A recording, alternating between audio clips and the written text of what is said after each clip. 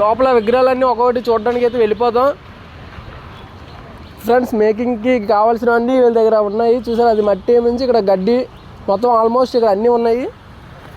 ఒక్కొక్కటి అయితే మనం అయితే లోపలికి వెళ్ళి విగ్రహాలన్నీ చూసేద్దాం. ఒక్కొక్క విగ్రహాన్ని రివీల్ చేద్దాం రండి ఫ్రెండ్స్. మనం లోపలికి అయితే వస్తాం, ఒక్కొక్క విగ్రహాన్ని రివీల్ చేద్దాం ఫ్రెండ్స్. చాలా వరకు ఇక్కడ ఉన్న విగ్రహాలన్నీ మనం చూసే విగ్రహాలు అన్నింటిలో కొంచెం డిఫరెంట్గా ఉంది. దానికి రీజన్ కూడా వాళ్ళని అడుగుదాం. ఎందుకంటే ఇలా రండి ఒకసారి, ఇది చూడండి విగ్రహం.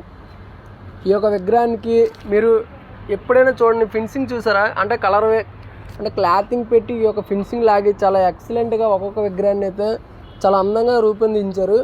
ఇక్కడ ఆల్మోస్ట్ ఈ విగ్రహం అయితే బుకింగ్ అయిపోయింది. ఇక్కడ ఆల్రెడీ బుకింగ్ అయిపోయి చాలా వరకు ఈ ఫీట్ వచ్చి ఓవరాల్గా 11 ఫీట్స్ ఉంటాయి కదా, 11 ఫీట్స్. ఇది 11 ఫీట్స్ విగ్రహం చూడండి. హనుమంతుడు అండ్ వినాయక స్వామి చాలా బాగుంది. ఇంకా ఒకటి ఇలా రండి,